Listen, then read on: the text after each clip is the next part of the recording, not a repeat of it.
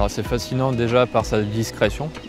Elle est très adaptée aussi au milieu aquatique, donc sa façon de nager, de se déplacer sur un cours d'eau, de pêcher les poissons et aller les manger sur un rocher ou sur le bord d'une berge. Elle a vraiment un côté sympathique à observer et le côté aussi mystérieux du fait qu'on ne la voit quasiment jamais.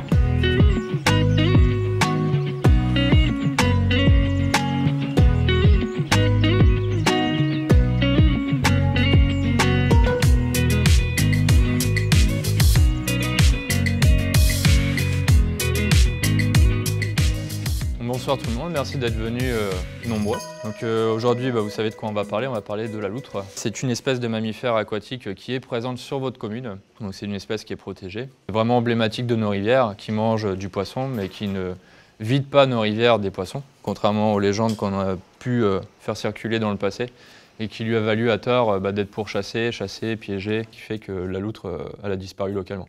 Et c'est qu'à partir des années 70 où la loutre elle est devenue une espèce protégée. Avant, on pouvait la chasser, la piéger, et à l'époque, une fourrure, c'était l'équivalent du salaire d'un ouvrier. Donc c'était assez rentable de piéger des loutres. On va peut-être éteindre la lumière.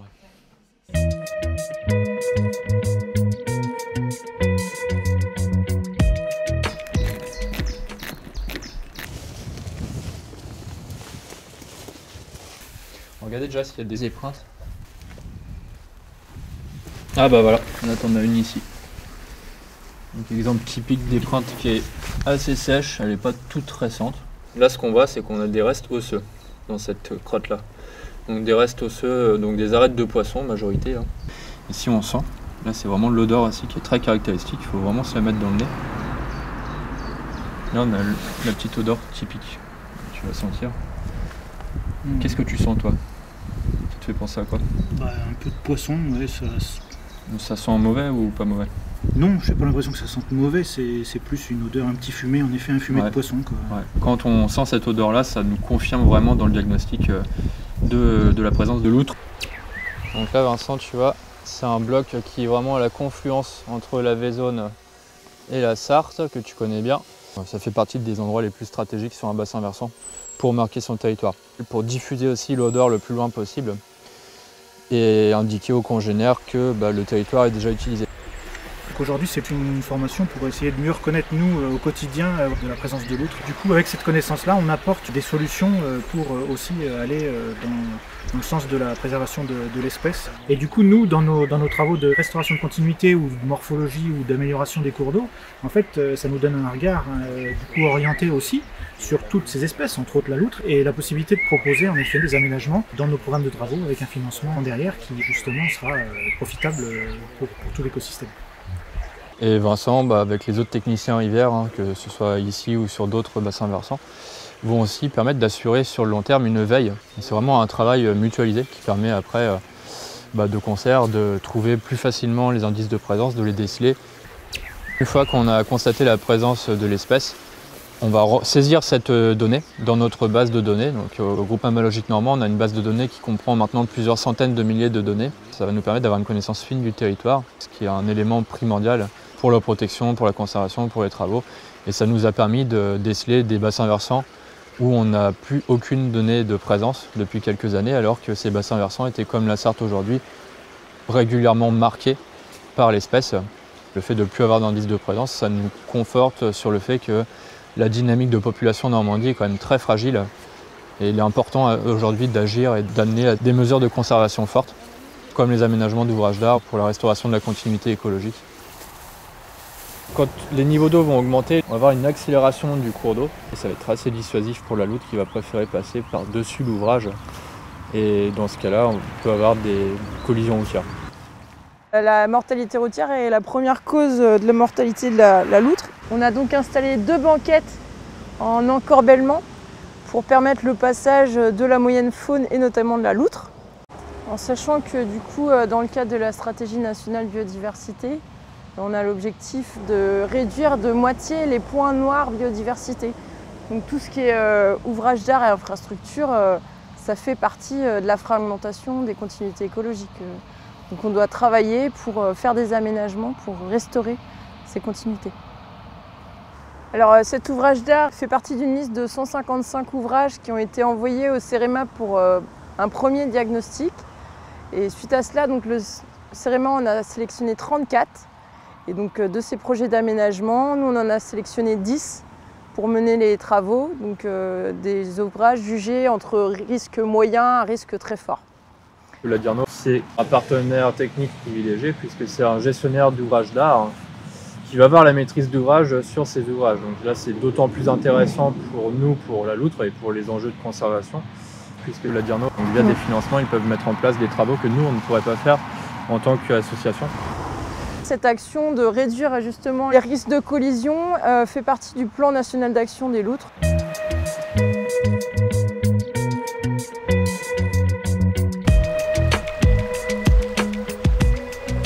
Donc un plan national d'action, c'est en fait une politique mise en place par le ministère de l'écologie il y a une trentaine d'années qui vise à assurer la conservation des espèces menacées au niveau national. Le plan national d'action pour la loutre, c'est un plan qui est coordonné par l'Adréal Nouvelle-Aquitaine et qui s'est appuyé sur la Société française pour l'étude de la protection des mammifères. Et comme tous les plans nationaux d'action, ça porte sur 4 axes principaux. Donc on a un axe amélioration des connaissances. L'objectif, c'est d'avoir une bonne vision de la répartition de l'espèce, donc à l'échelle nationale ou à une échelle régionale. Donc premier axe connaissance. Un deuxième axe qui va porter sur tout ce qui est action de gestion, action de restauration. Donc action de restauration de milieu par exemple. Rétablir les continuités écologiques. C'est aménager des passages à faune sous les ouvrages routiers par exemple. Un autre axe important, c'est l'axe formation, sensibilisation, donc formation du grand public. Donc ça passe par des actions du type havre de paix, des animations qui sont assurées par un certain nombre d'associations naturalistes locales. Ça passe aussi par des formations auprès de professionnels de l'environnement, que ce soit des services de l'État, que ce soit des collectivités, que ce soit des aménageurs. Et puis le dernier axe, c'est la mise en place d'actions de protection. Alors ça peut passer par la mise en place d'ENS, d'espaces naturels sensibles, ça peut passer par la mise en place d'outils réglementaires à protection forte, type arrêté de protection de biotopes. Donc voilà les 4 axes principaux déclinés dans un plan national d'action. Ce plan national peut être décliné en région, afin de programmer des actions qui sont vraiment en cohérence avec le contexte régional. Et donc en Normandie, l'Adréal assure la coordination de cette déclinaison régionale du plan national. Et on a confié l'animation au groupe Mammalogique normand. Et donc Bastien nous accompagne pour la déclinaison de ce plan au niveau régional. Et donc l'Adréal finance cette animation, mais n'est pas la seule structure à financer. Il y a d'autres partenaires financiers qui sont donc l'Agence de l'eau, Seine-Normandie, Agence de l'eau Loire-Bretagne, puisqu'on est à cheval sur deux territoires. C'est également la mobilisation de fonds européens, c'est la mobilisation de collectivités territoriales aussi qui contribuent financièrement pour certaines actions. Donc les conseils départementaux, le conseil régional par exemple, pour les principaux financeurs. Bon, on va aller installer un piège photo pour suivre tout ça. Si j'étais une loutre, en tout cas, je viendrais marquer ici. En tout cas, c'est vraiment un poste de marquage très favorable pour l'espèce. Et une loutre, si elle passe dans le secteur d'amont en aval ou d'aval en amont, elle a quand même tout intérêt à marquer son territoire sur cette souche-là pour diffuser son odeur et indiquer à ses congénères que le territoire est déjà occupé. Donc on va mettre un piège photo qui va permettre de prendre en vidéo et en photo les animaux de nuit. Donc une loutre qui va passer, qui va marquer son territoire sur cette souche, va pouvoir être prise en photo ou en vidéo selon les réglages.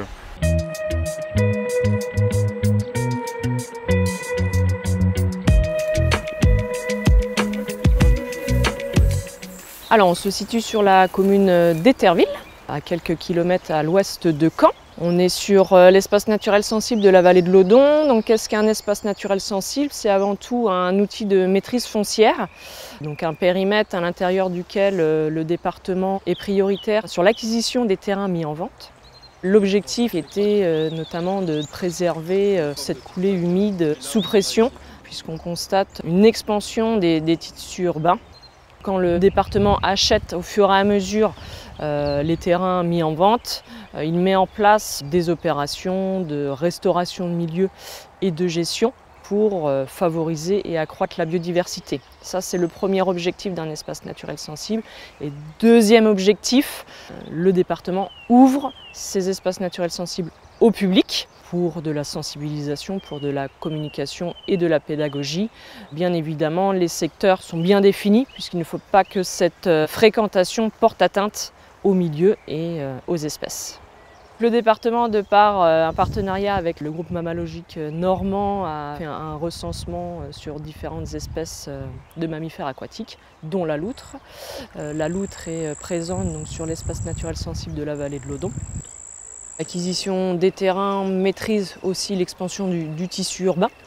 Donc ça va proposer notamment à la loutre une tranquillité et favoriser l'élargissement des ripisylves. C'est vrai que ça va faire une barrière entre le cours d'eau et les secteurs qui peuvent être ouverts au public. Et la gestion agricole de ces parcelles avec un cahier des charges quand même contraignant, notamment par l'interdiction d'intrants, l'obligation de faucher tardivement, va être plutôt favorable pour la loutre et également pour d'autres espèces qui viennent à circuler sur ces parcelles gérées de manière extensive.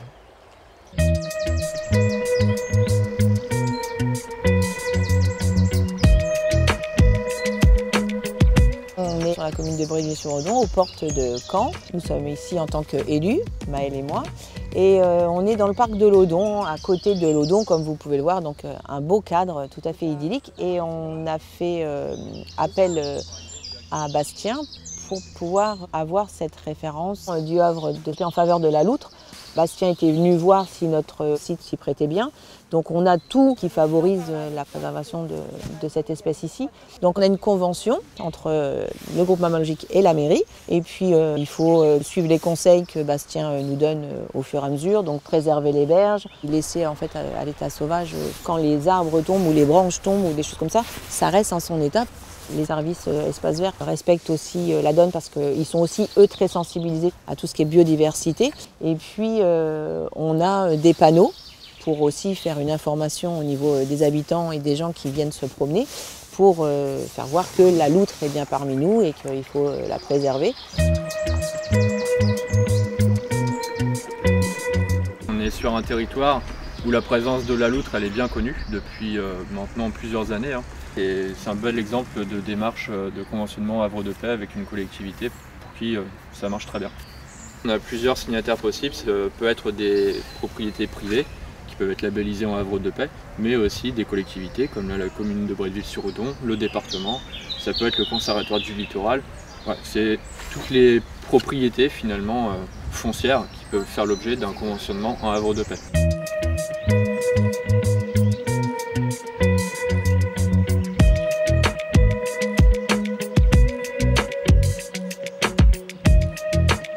Je suis garde particulier sur un territoire privé.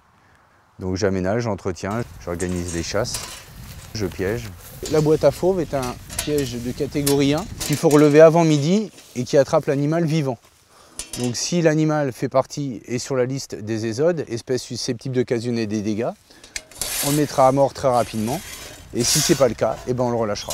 Le piège létal n'est plus utilisé dans les endroits où il y aurait présence de loutre.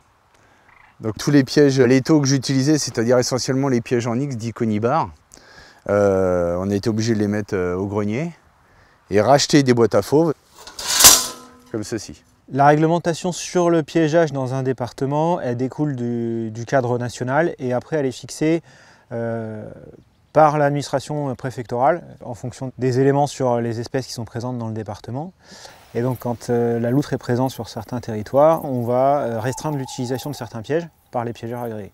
Donc le piégeage avec le piège sélectif permet de relâcher toutes les espèces qui ne sont pas sur la liste des ésodes, comme le campagnol amphibie, on peut attraper un faisan, on peut attraper un rouge-gorge, tellement ça peut être sensible à déclencher, donc il faut aussi relâcher toutes ces espèces qui n'en font pas partie. Le fait de porter atteinte à une espèce protégée est un délit puni de 3 ans de prison et 150 000 € d'amende. Et ça comprend les actes de capture, transport, détention, etc. Donc à partir du moment où il y a une espèce protégée qui est prise dans une cage piège, il est interdit de déplacer la cage, la transporter ailleurs, la libérer plus tard ou tout autre acte qui pourrait porter atteinte à la survie de l'espèce.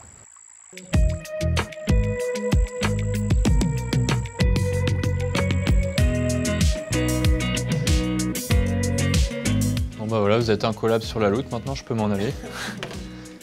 Je suis sûr que vous avez plein de questions. Oui. Est-ce que la loutre a disparu un petit peu parce que les ragondins ont été tellement différents? Comment se passe la cohabitation? Alors ça c'est souvent une question qu'on nous demande, mais finalement ils n'ont pas ce qu'on appelle la même niche écologique. Le ragondin il va pas du tout avoir le même régime alimentaire, il est végétarien quasiment à 100%. J'étais contente que les habitants viennent, il y avait des âges différents, il y avait des enfants, et puis tout le monde pose ses questions et c'est assez vivant. Et puis je pense que les gens étaient contents d'avoir eu cet échange, et puis je suis contente de cette première conférence qu'on a fait. C'est peut-être la première d'une longue série. Voilà.